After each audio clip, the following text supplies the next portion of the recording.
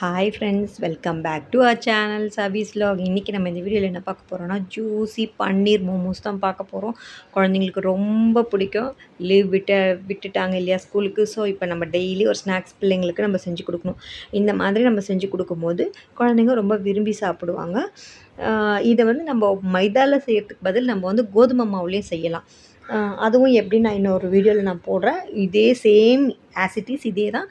மைதா மாவுக்கு பதில் கோதுமை மாவு, அவ்வளோதான். அதே தான் நம்ம செய்ய போகிறோம். வாங்க வீடியோக்குள்ளே போகலாம். இது எப்படி செய்யறதுன்றதை பார்க்கலாம். அதுக்கு முன்னாடி மறக்காமல் நம்ம சேனலை சப்ஸ்கிரைப் பண்ணி வச்சுக்கோங்க. பாருங்கள், இந்த மைதா மாவு நம்ம ஆஸ் யூஷுவல் சப்பாத்தி மாவு பிசைவோம் இல்லையா, அந்தளவுக்கு ஒரு டோவாக பிசைஞ்சு இதை வந்து நம்ம ஒரு ஓரமாக வச்சிடலாம். அதுக்கப்புறமா இதுக்கு வந்து தேவையான ஒரு சாஸ் ஒன்று ரெடி பண்ணோம். ஒரு ஸ்பைசி சாஸ் ஒன்று ரெடி பண்ணோம். அதுதான் மெயினே. இந்த மோமோஸுக்கு அந்த சாஸ் இருந்தால் மட்டும்தான் நம்ம நல்லா சாஸ்ன்னு சொல்ல முடியாது, சட்னின்னு சொல்லலாம். அதுதான் இதுக்கு மெயினாகவே. இதுக்கு இன்னும் கொஞ்சம் ஆட் ஆன் ஃப்ளேவர் பண்ணுறது வந்து அந்த சட்னி தான். ஸோ அதுக்கு வந்து நான் வந்து வெறும் ஒரு 4லேருந்து 5 தக்காளி எடுத்திருக்கேன். உங்களுக்கு இப்போ நான் எடுத்திருக்க இந்த சட்னி வந்து ஒரு 4 to 5 மெம்பர்ஸ் சாப்பிட்லாம். 5 தக்காளி, அப்புறம் ஒரு 10லேருந்து 15 பல்லு காஞ்ச மிளகா, ஒரு 4 பல்லு பூண்டு. காஞ்ச மிளகா வந்து காரத்துக்கு ஏற்ற மாதிரி நீங்கள் சேர்த்துக்கலாம். நம்ம குழந்தைங்க சாப்பிட்றதுனால நான் கம்மியாக சேர்த்துருக்கேன். இதில் இன்னும் கூட நீங்கள் காரம் சேர்த்திங்கன்னா இன்னும் சூப்பராக இருக்கும். இதை ஜஸ்ட்டு அப்படியே வேக வைக்க போகிறோம். இப்போ இதுக்கு ஸ்டஃபிங்க்கு கோஸு, வெங்காயம், பன்னீர், கேரட்டு, அப்புறம் இஞ்சி, பூண்டு, பச்சை மிளகா எல்லாமே துருவுனது. வெங்காயம் பொடியாக கட் பண்ணது, பூண்டு பொடியாக கட் பண்ணது, பச்சை மிளகா பொடியாக கட் பண்ணது, மற்றது எல்லாமே துருவுனது தான். ஸோ இப்போ அதில் வந்து ஒரு ஃப்ரை பேனில் எண்ணெய் ஊற்றி ஒரு 1லேருந்து 2 ஸ்பூன் இல்லை 3 ஸ்பூன் அளவுக்கு எண்ணெய் ஊற்றிட்டு இந்த துருவி வச்சுருக்கோம் இல்லையா இஞ்சி, பூண்டு, இது எல்லாத்தையும் போட்டு நல்லா சாட்டே பண்ணிவிட்டு, அதுக்கப்புறம் வெங்காயம் போட்டு அதையுமே கொஞ்சம் நல்லா வதக்கிட்டு 1 by 1 நம்ம கட் பண்ணி சீவி வச்சுருக்க துருவி வச்சுருக்க வெஜிடபிள்ஸ் எல்லாம் 1 by 1 நம்ம ஆட் பண்ண போகிறோம். ஆட் பண்ணிவிட்டு அதையுமே நல்லா ஒரு ஹாஃப் குக். இது எல்லாமே சீக்கிரம் வேகக்கூடிய காய்ங்க தான்.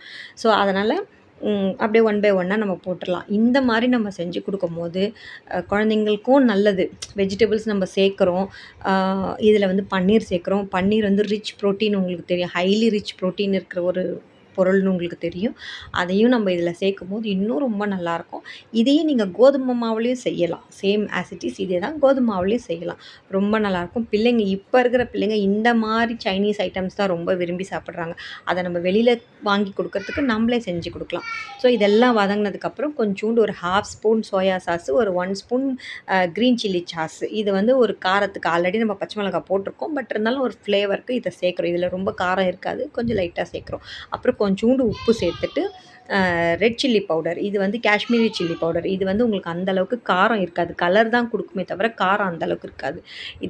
இதை வந்து நல்லா கலக்கி விட்டுட்டு இதை எடுத்து இதுலேயே இந்த காய்ங்கெல்லாம் வெந்திருக்கும். நம்ம இப்படி வதக்கும் போது அந்த காய்ங்கெல்லாம் வெந்துடும். இதை ஒரு ஓரமாக எடுத்து வச்சுலாம். கொஞ்சோண்டு நல்லா பொடியாக கட் பண்ண கொத்தமல்லி இதையும் போட்டு ஒரு கலரி அதை ஒரு ஓரமாக எடுத்து வச்சிடலாம்.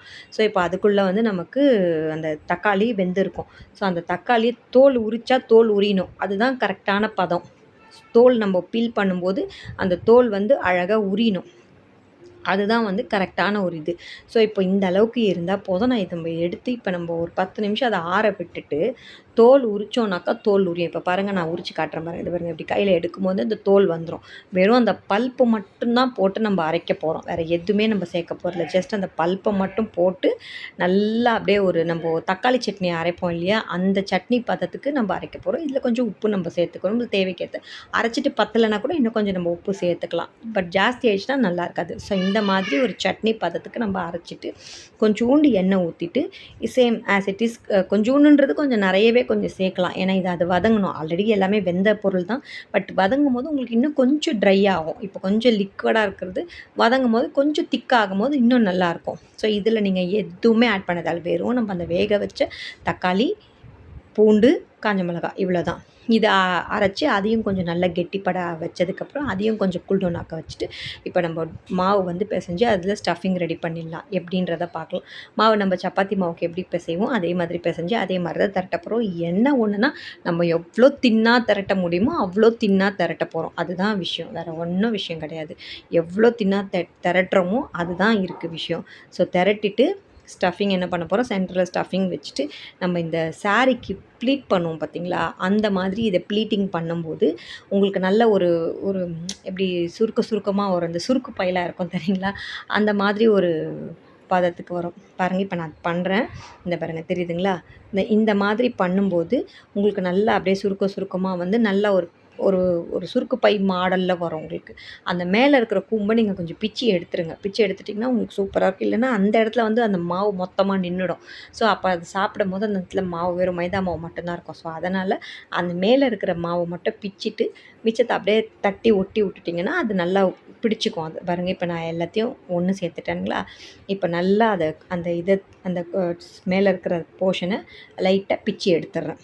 ஸோ அப்படி பிச்சு எடுக்கும்போது உங்களுக்கு வந்து நல்லாயிருக்கும். இதை பாருங்கள் இந்த மாதிரி தான். இப்போ நான் இது மாதிரி மிச்சம் இருக்கிற மாவில் எல்லாத்தையும் செஞ்சு நான் உங்களுக்கு காட்டுறேன். எப்படி இருக்குன்னு பாருங்கள். ஜஸ்ட் இதுக்கப்புறம் நம்ம அதை ஸ்டீம் பண்ண போகிறோம், அவ்வளோதான். வேறு ஒன்றும் பெரிய விஷயம் கிடையாது. இதை வந்து நம்ம என்ன பண்ண போகிறோன்னா ஸ்டீமரில் வச்சோ இல்லை நம்ம இட்லி பாத்திரம் இருக்குல்ல அதில் வச்சோ எப்படி நம்ம வீட்டில் ஸ்டீம் பண்ணுவோமோ அந்த மாதிரி ஸ்டீம் பண்ணி எடுக்க போகிறோம், அவ்வளோதான் விஷயம். சூப்பரான ஸ்பைசி ஜூஸி பன்னீர் மோமோஸ் ரெடி உங்களுக்கு. ரொம்ப நல்லாயிருக்கும். இதை நம்ம வீட்டில் செஞ்சு கொடுக்கும்போது என்ன ஆகும்னா நமக்கு ஒரு சாட்டிஸ்ஃபேக்ஷன் இருக்கும் இல்லையா? நம்ம பசங்களுக்கு நம்ம ஹெல்த்தியாக தான் கொடுக்குறோம் அப்படின்னு. உங்களுக்கு மைதா வேணாம், நீங்கள் கோதுமாவில் செய்கிறீங்கன்னா கூட தாராளமாக செய்யலாம். அது இன்னுமே கூட தைரியமாக நம்ம ஹெல்த்தியாக கொடுக்கலாம். இது ஜஸ்ட் இந்த மாதிரி கொடுக்கும்போது ஒரு வீக்லி ஒன்ஸோ இல்லை மந்த்லி ஒன்ஸோ இந்த மாதிரி மைதாவில் கொடுக்கலாம். நீங்கள் கோதுமாவில் கொடுக்குறீங்கன்னும் போது தாராளமாக மாதத்துக்கு 2 தடவை 3 தடவை தாராளமாக கொடுக்கலாம். இப்போ பாருங்கள் இது நல்லா வெந்துருச்சு. இப்போ நம்ம இதை பிளேட்டிங் பண்ணிடலாம். சூப்பரான பன்னீர் மோமோஸ் ரெடி. இது பன்னீருக்கு பதில் நீங்கள் சிக்கன் ஆட் பண்ணிக்கலாம், மட்டனை வேக வச்சு ஆட் பண்ணிக்கலாம், இல்லை வெறும் வெஜிடபிள்ஸே கூட ஆட் பண்ணிக்கலாம். சூப்பரான பன்னீர் மோமோஸ் ரெடி. வாங்க ஃப்ரெண்ட்ஸ் சாப்பிடலாம். இது எப்படி இருக்குன்னு எனக்கு கமெண்ட்ஸ் பண்ணுங்கள், லைக் பண்ணுங்கள், ஷேர் பண்ணுங்கள், பெல் ஐக்கானை கிளிக் பண்ணிக்கோங்க. அப்போ தான் நான் போடுற வீடியோ உங்களுக்கு ரெகுலர் நோட்டிஃபிகேஷனில் வரும். தேங்க்ஸ் ஃபார் வாட்சிங். பாய்.